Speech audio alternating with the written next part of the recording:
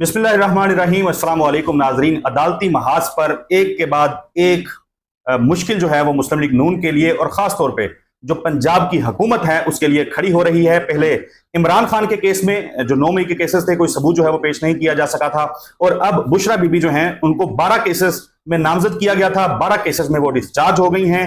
क्या मुश्किलात मुस्लिम लीग नून के लिए और पंजाब हुकूमत के लिए खड़ी होनी जा रही हैं, इसके ऊपर हमने बात करनी है। सदीक जान साहब हमारे साथ मौजूद हैं। सदीक जान साहब, ये आप किस बुनियाद पे कह रहे हैं कि पंजाब हुकूमत की मुश्किलात खड़ी हो रही हैं? क्या मुश्किलात हैं? मेरा सवाल है आपसे। 12 केसेस जो उन्होंने पूरा बयानिया बनाया, 16 महीने तक के खत्म हो गई इमरान खान की सियासत, खत्म हो गई पीटीआई, और बस अब इमरान खान साहब बाहर नहीं आएंगे। रावी जो है वो चैन ही चैन लिख रहा है, खत्म शुद्ध। इसलिए तो इससे उनके तल्लुकात कैसे खराब होंगे पंजाब हुकूमत? एस्टेब्लिशमेंट से। क्यों?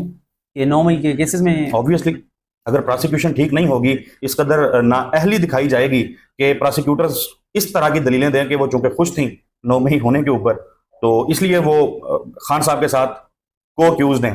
तो फिर अच्छा जज साहब, ये सवाल तो बहुत आप अहम है कि देखें, बज़ाहिर ये नज़र आ रहा है कि पंजाब हुकूमत की वजह से इस्टेब्लिशमेंट के बयानी को 2 झटके जो हैं वो लगे हैं। यानी इमरान खान साहब जो हैं, देखें पूरा जो 9 मई है ना, 9 मई वो एक इमारत के गिर्द घूमता है, और वो है कोर कमांडर हाउस ओब्लिक जना हाउस।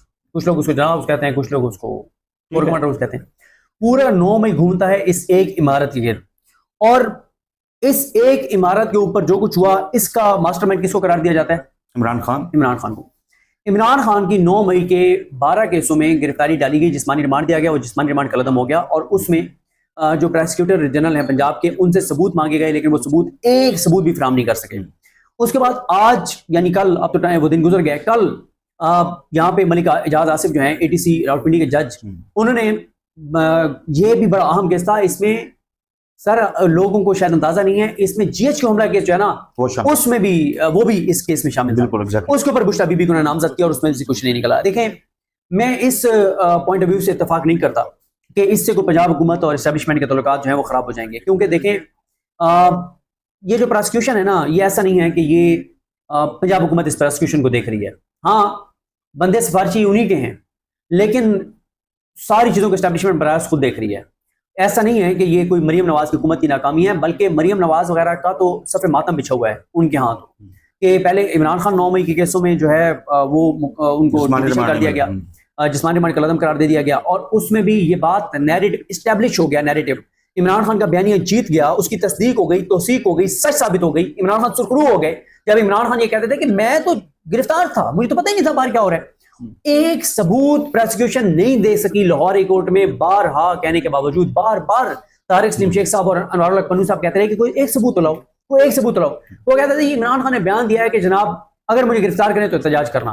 वो भाई इसमें एहतजाज कह रहा है ना, तो उसने कहां पे कहा है कि आप कोर कमांडर हाउस पे जाके करें, जेज के ऊपर जाके करें। दूसरा ये है कि इमरान खान जो है उसका ये बयान भी वहीं पे मौजूद है जो इमरान खान की लीगल टीम ने वहां पे पेश किया, जिसमें इमरान खान कह रहे हैं कि अगर मुझे गिरफ्तार करने आए, मुझे वारंट दिखाएं, मैं गिरफ्तारी देने के लिए तैयार हूं। एग्जैक्टली। और फिर तीसरा इसमें इमरान खान का बयानिया ये भी जीता है कि इमरान खान की 9 मई को इस्लामाबाद कोर्ट से जिस तरह से गिरफ्तारी की गई थी, उस गिरफ्तारी को सुप्रीम कोर्ट ने कलअदम करार दिया और वो गैर कानूनी करार दी। गैर कानूनी जो गिरफ्तारी करार दी जाती है वो फिर अगवा होता है, वो फिर गिरफ्तारी नहीं होती। लेकिन मसला यह है, इसको देखने के ना 3 पहलू हैं। पहला तो आपने कहा कि ये है कि जी पंजाब की प्रोसिक्यूशन की नाकामी है। अच्छा, अगर उनकी नाकामी है तो आप हटा देना प्रोसिक्यूटर जनरल पंजाब को, इसका मतलब आप उसको नहीं हटा सकते। उधर भी आपकी मजबूरी है फिर एस्टेब्लिशमेंट की कि वो मुझे नहीं पता कि एक नून लीग की आम शख्सियत से मुतल्लिका शख्सियत जो है वो प्रोसिक्यूटर जनरल थी पहले, या इन केसेस में बहरहाल थी, वही है, ये क्या है। पहला तो यह है कि अगर उनका कसूर है तो आप उनको हटाएं प्रोसिक्यूशन को। दूसरी बात यह है कि आप ये भी कह सकते हैं कि जनाब जब केस में कुछ नहीं है तो बेचारी प्रोसिक्यूशन क्या करे, जब केस ही बोगस हैं, जब केस ही झूठे हैं तो प्रोसिक्यूशन क्या करे। तीसरी बात चौधरी साहब ये है कि मेरी ये इंफॉर्मेशन है, ये मेरी असेसमेंट नहीं है, कि ये सारी प्रोसिक्यूशन और ये सारे मामला बरह रास्त एस्टेब्लिशमेंट इदारे खुद देख रहे हैं। इसका पंजाब हुकूमत से कोई लेना देना नहीं है। पंजाब हुकूमत परेशान जरूर है, शरीफ खानदान बहुत परेशान है और बहुत बरहम है, और शरीफ खानदान यहां तक देखें एतमाद और भरोसा एस्टेब्लिशमेंट और नून लीग में वो नहीं रहा जो पहले था। दरमियान में शकूक व शुबात जन्म ले चुके हैं, और ये शकूक व शुबात बढ़ भी सकते हैं। नून लीग को यह लगता है कि ये फैसला जज मलिक एजाज आसिफ दे ही नहीं सकता था एस्टेब्लिशमेंट के कहे बगैर, हालांकि ये मलिक एजाज आसिफ वही हैं जिन्होंने जब इमरान खान की 10 फरवरी को जमानतें एक्सेप्ट की थी 9 मई के केसों में, जीएच के हमला के समेत, तो उस वक्त ये हुआ था कि पंजाब हुकूमत गई थी कि जनाब केसेस इनसे ट्रांसफर किए जाएं मलिक इजाज आसिफ साहब से। तो मलिक शहजाद अहमद खान साहब ने फी एप्लीकेशन 1 लाख रुपए जुर्माना किया था पंजाब हुकूमत को, और उन्होंने कहा था कि मेरे बेहतरीन जजेस में से एक बेहतरीन जज मलिक इजाज आसिफ। अच्छा, अब दोनों तरफ से नून लीग को नुकसान है, दोनों तरफ से।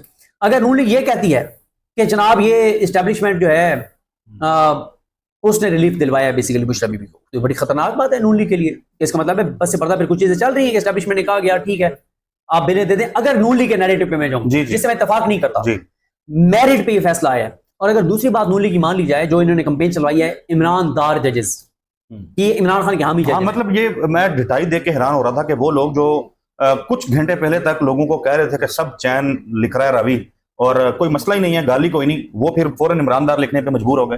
देखिए, मैं उसमें तो आपका इशारा हमारे दोस्त हमारे भाई हसन अयूब साहब की तरफ है। मैं मतलब वो हैं या उन समेत काफी सारे लोग हैं। नहीं, मैं बात देखिए, रावी के राइट्स उनके पास हैं। मैं ये बात कह चुका हूँ कि हसीना वाजिद 2:31 पे फरार हुई मुल्क से अपनी बहन को लेकर और 1:14 पे उसका रावी चैन ही चैन लिख रहा था। तो रावी की जो नौकरी होती है वो यही होती है ना, रावी की जो तर्जमान है ना उसकी नौकरी होती है और उसने अपनी नौकरी करनी है। अब मुझे बताएं, अगर रावी का तर्जमान ये कहे कि रावी परेशान है तो फिर गेम ही खत्म हो गई। उसने अपनी नौकरी करनी है, रावी के तर्जमान ने उसने यही कहना है, उसने रावी को उसने देखा है नहीं देखा, सुना है नहीं सुना है, पूछा है नहीं, उन्हें यही कहना है रावी चैन ही चैन लिख रहा है।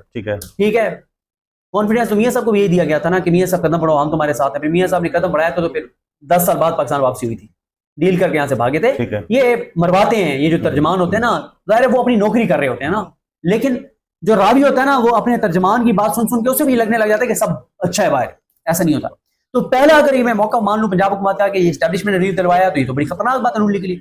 और अगर मैं इनका दूसरा बयानिया मान लूं तो ये उससे भी ज्यादा खतरनाक है कि जजेस अपने पांव पे खड़े हो गए, मलिक इजाज आसिफ अपने पांव पे खड़े हो गए। और मलिक इजाज आसिफ वो जज है जिसके खिलाफ रेफरेंस दायर किया था उन्होंने लाहौर हाई कोर्ट में, मलिक शहजाद साहब ने उड़ा दिया था वो रेफरेंस। लिहाजा चैन ही चैन नहीं है। 9 मई जिस इमारत के गिर्द घूमता है उस इमारत का मास्टरमाइंड जिसको करार दिया जाता था और जिसकी बीवी को, एक पॉइंट कोई नहीं रेज कर रहा चौधरी साहब, एक पॉइंट कोई नहीं रेज कर रहा। मैं अपनी वीडियो में शुरू में मैंने एक बात की थी, आपसे भी मैं ये पूछ लेता हूं। ये मुनीफ फारूक साहब ने ये कहा हम पिछले, अच्छा पहले बयानी क्या बनाया जाता था कि बुशरा बीबी जो हैं वो इन कॉन्टेक्ट हैं विद जनरल फैज, ये बयानी बनाया जाता था। अब इमरान खान तो 5 अगस्त को गिरफ्तार हो गए थे, बुशरा बीबी तो कई माह बाद गिरफ्तार हुई। इट्स मीन कि इमरान खान से अगर ये बात मान ली जाए कि जनरल फैज का डायरेक्ट इंटरेक्ट रब्ता था, वो तो बहुत कम ड्यूरेशन के लिए होगा ना, असल तो उनका रब्ता होगा जनरल फैज के साथ, बुशरा बीबी के साथ जनरल फैज का बुशरा बीबी से रब्ता होगा। Exactly. और ये बयानिया भी बनाया जाता था कि वो जो बुशरा बीबी को इन्फॉर्मेशन देते थे जनरल फैज, ये घटिया इल्जाम लगता था और बुशरा बीबी इमरान खान को बताती थी, वही होता था तो इमरान खान कहता था यार ये तो बड़ी रूहानी शख्सियत है, जो कहते हैं वही होता है। ये बयानी बनाया जाता था। अगर बुशरा बीबी का राब्ता जनरल फैज का राब्ता इमरान खान से ज्यादा बुशरा बीबी से था और जनरल फैज मरकजी किरदार है 9 मई के, तो फिर जाहिर है उन्होंने बुशरा बीबी भी इसमें इन्वॉल्व होंगी ना। तो वो जो सबूत 22 व्हीलर ट्राले के ऊपर आने हैं, इतने सबूत निकल आए जनरल फैज से बुशरा बीबी और इमरान खान के साथ ताल्लुक, उनमें से 4 पेपर दिखा देते ना, एटीसी के जज को भी दिखा देते, मौका था, अच्छा मौका था। तो कहाँ है वो सबूत? मसला ये है कि इनके पास कुछ नहीं है, कुछ नहीं है, कुछ नहीं है, इनके पास कोई चीज नहीं है चौधरी साहब। इमरान खान के ऊपर 9 मई के मास्टरमाइंड का इल्जाम झूठा था, झूठा था, झूठा था। आप इस पे जो मर्जी बयानियां बना लें, पूरी कौम जानती है, पूरा पाकिस्तान जानता है कि इमरान खान पे 9 मई का इल्जाम झूठा है। आज तक कोई चीज, यार 2-2 टके के बंदों ने आगे कहा हमने जी वो मीटिंग में थे, ये वो जब वो पीटीआई उन्होंने छोड़ दी या छुड़वा दी गई या उनको ओहदा दे दिया, उन्होंने आके बयान दे दिया। फिर ऐसे ऐसे इसमें भोंडे किस्म के इन्होंने किए हैं कि यार ये चीजें जब आएंगी ना बड़ी अदालतों में, और अगर काजी साहब ना हुए, इनका वो तमाशा लगना है, वो तमाशा लगना है कि पूरी दुनिया इनका तमाशा देखेगी। मसलन चौधरी साहब आप भी कई बार बनीगाला भी गए, आप कई बार जमान पार्क भी गए, आपने देखा, हम भी जाते रहे। सर इमरान खान के गेट के अंदर जब तक इमरान खान की टीम का जिम्मेदार बंदे की अप्रूवल नहीं आ गई, कोई बंदा इंटर नहीं हो सकता था।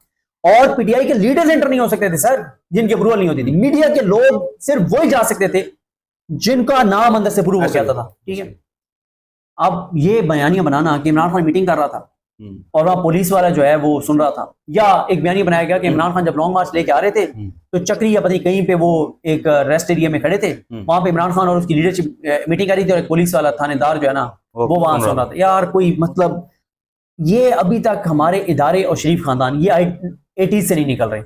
इनको अभी भी लगता है कि वाई 80s वाला। लोग, पाकिस्तान बहुत आगे निकल गया, लोगों के शऊर का लेवल कुछ और पहुंच गया। सोशल मीडिया का दौर है, वो और दौर था। बल्कि मैं आज कहां पढ़ा था, बड़ी अच्छी एक पोस्ट थी कि भाई जब आप 4-5 अखबारात छपते थे, कंट्रोल होता था, तब भी चीजें लोगों को पता थी। अब तो फिर सोशल मीडिया का दौर है, राइट, मीडिया कंट्रोल है। लेकिन साहब मैंने गुफ्तगू आगे बढ़ानी है, लेकिन उससे पहले इमरान खान साहब का जो केस है उस पर फिर इसके क्या इंपैक्ट आप समझते होंगे, जो बुशरा बीबी से मुतल्लिक फैसला है, क्विकली ये बता दें। देखें, इस वक्त ना अदालती केसेस नहीं, नैरेटिव मैटर कर रहे हैं, अच्छा, बयानिया मैटर कर रहे हैं। हमने एनडीयू में एक वर्कशॉप की थी, उसमें हमें ये पढ़ाया गया था कि फैक्ट्स मैटर नहीं करते, परसेप्शन मैटर करती है। परसेप्शन क्या है? वो के फैक्ट्स भी वही है, परसेप्शन यही है कि 9 मई के केसों में इमरान खान का दूर दूर तक प्रोसिक्यूशन साबित नहीं कर सकी कोई तल्लुक। ठीक है, तो ये परसेप्शन बहुत खतरनाक है राइट, इस्टेब्लिशमेंट के लिए और नून लीग के लिए। देखें, असल परेशान नून लीग क्या है। देखें, मियां साहब को इस वक्त इस्टेब्लिशमेंट से शिकवा क्या है? मियां साहब कहते हैं कि यार मुझे इमरान खान खत्म चाहिए, मुझे इमरान खान नहीं नजर आना चाहिए, मैंने उसका नाम नहीं सुनना।